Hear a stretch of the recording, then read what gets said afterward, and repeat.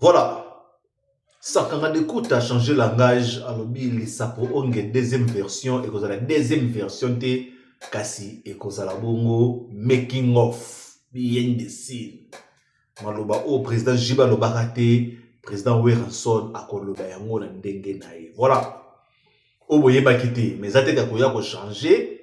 Bakambo nzembo Didier Masela o Jibe pena yembaka. Voilà, Bogis Bompema continue toujours de frapper sur Weranson. Le problème est que nous avons raté. Donc, quand on a quatre le Bélango, DG Polo, je crois que DG Polo. Donc, quand on a mon zine pour comprendre qui est DG Polo. DG Polo Azali, moutono sala na jet set, et pas faire rigola. Autre que non, moutono sala accident, si ma passeport rebelle, après accident, ma passeport rebunga, sort ya moutono zanini. Ma bezali balobi to lingana to tout ça na bon moyen. Voilà, c'est un Figaro ndenge za toujours maboko pembeli kambona motote mais avant de pesa bino mi baramo avant de pesa bino bambote ceux qui berin la temi bossé que kambozali to pesi bongo molimo na epe manakini epe manakimia notre général Likulia Likulia en tant que tika depuis hier na Paris tika te molimo na epe manakima commando formant baza toujours na vie général Pemana Kimia. Voilà. Mi baramonabino ba fan club ya Saint Figaro, ndenge zalaka toujours Dodo Masisa mona Schengen ya propre mi baramo place aux Ali, Ange Duval Kasongo muyaka sans complexe mi baramona yo place aux Ali. Voilà bande ko ba bolingo ndenge zali awawa mbutu zali mabe zali. Obo sala tete problème pe forest de la forêt et wapi et komi wapi. Voilà. Sombele suka lisanga to bana sokolo banano makambo ya devanga tama Weranson. Bandeko to waki après rencontre JB Mpiana na Weranson n'est pas président na anniversaire à président, je crois bon bien que intérêt de ningana ki babeta ki mololo JB na Wer ba yebi podio moko réconciliation président salut au sala po makambo kende bien bravo Fachibo na bonabo. Je crois bolanda ki mo partout na banet. Mais après yango je crois botala ki information au Sankara d'écouta a pesa ki yena rojenga na bazaka même plateau et pas mami il est là. Dans le banini te bakande sili wengeza moko les samponge deuxième version beta maté patati pataboka je crois makambo to no kende. Et alors kola muka Sankara d'écouta bimi alobi te les saponge deuxième version et kobetama mais ekobetama na ndenge nini. Les saponge deuxième version et kobetama na sens que balobi wana maloba Sankara d'écouta alobi making of behind the scene, c'est-à-dire maloba nyo surtout oyo ibomona kite oyo loba makate tangu président JB Mpiana yembaka ngo na nzembo ya Didier Masela ye akobakisa ngo na ndenge na ye wana makombo Sankara d'écouta lobaka je crois monsieur Ezana Franck Stemma si je me trompe pas. Voilà.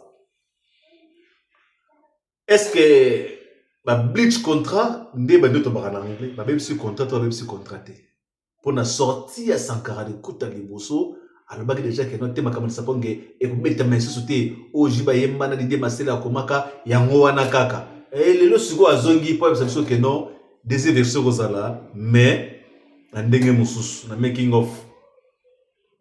Est-ce que ba tuna mutuna wana est-ce que rando ezali kaka rando sila to pe rando yango ezali kaka na sabatela ba bomba kaka mulungeleki e bandiko bima pour le logo telemeli biso awawa ils ont toujours comme le saponge oyoyo ningisa kamboka le saponge oyoyo le lope tout ce ningisi mboka pour deuxième version ne kobima ngana mse batu deuxième version na tous à la pressa ko juger Weranson te tous apprécier ko lobate que sonde ni tous la to yoka le saponge deuxième version mo za ndenge nini bon to juger moi à la fois te juger mbala moko na pire esprit pour to soit de to lobby mais avis à moto. Moi, je ne pensais même pas que non. Weranson a abandonné les sapons que naïe sur ça comment kiango sur c'est déjà ça sala kiango to éviter pourquoi qu'on a réconciliation oyo bazali pas chef de l'état. Et même ça Weranson deni. Wengeza wenge to ba toujours wengeza politique za wenge. Vous comprenez donc siko donc esprit wenge faut za la kaka ata soki bayokani bayambani babete concert moko mais akoko abandonner jamais nzembo oya bandaki pour bakendo beta concert moko na yebite son mabe. À propos déjà oyo même pas sankara de coup tatango na so ba ngata na émission on attend lango between the lines, c'est-à-dire na katikati ya maloba batu wana ozo ba maloba moko bo oya lobi yango directement te.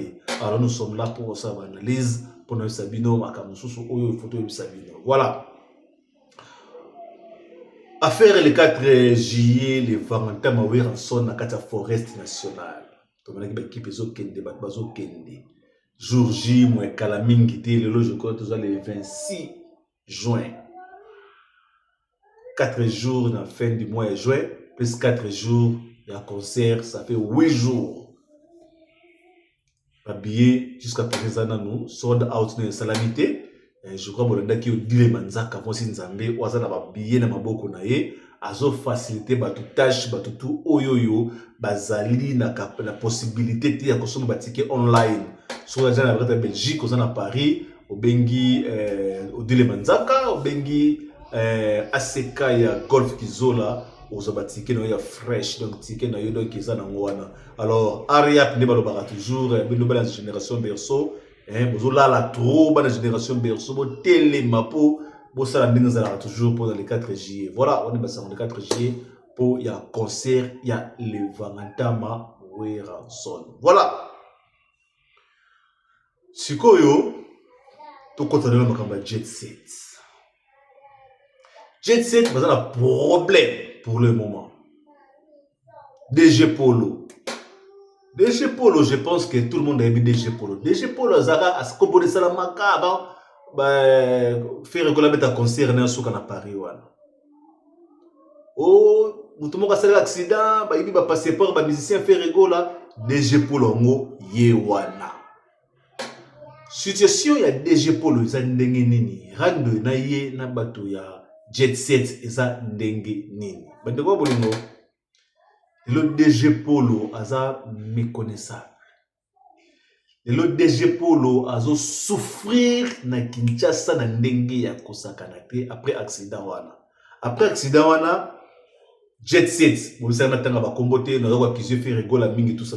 Alors après accident wana asalaki na compte ya Jet Set, na ba passeport et ba musicien na boko, soit disant que ba passeport bungaka Jet Set afunda kaye ba bikaza capable était, responsable était, à cause de l'accident, il n'y a pas super robot en dengenini. Alors, à ce suspension à 4 Jet Set. Bandeko, ça fait combien de temps? On a habité combien de mois, combien d'années, bah, ça qui est suspension. Ce total, il peut bien, n'a pire esprit. Ce qui est accident, tout bien, accident, c'est pas sans dire que au Canada quitté et ça les met brusque. Accident, alors, DJ Polo, on a minute, oyoyo. Pour adamé, il faut moi signer à bêta moutou. Pour foutre la palais, il faut moi signer à bêta moutou pour DG Polo Azala. Alors, nous avons toujours ce petit mot là, pourquoi ma camboye qui est modèle wana? According, selon Batu, oyo yo perception, pour nous savons toujours, nobo nangeza na kata Jet Set wana de balobaka. Suspension il fallait dire ici là. Voilà zongi la musala, voilà banosoli condamné. Mais code 16 le code est activé dans compte na kombo na ye DG Polo azwaka salaire te, DG Polo azo souffrir ya kosakana te na Kinshasa wana. Azo lela na minute na ndenga CCC Jet Set sundoli ye fait rigola ayamba sur téléphone te azana état ya bien te. On a parlé soki madame a commis papa, c'est que faux ya danger zali. La minute oyo DG Polo cadavre na mabele. SOS na bino tout. Bana Jet Set, suspension ceci là, salaire à moutufo ezonga. Tolo ba en général, tout le monde moutute, to fingi pété. Mais tolo bela mutu na bino no sala bino musala wa risque ka vine mukolo wana ya ko simbela bino ba passeport. Tozwa mayele na ndenge bien, tozwa mayele na ndenge bien, to sala ça pe tape mutu risque ka vine na modèle wana.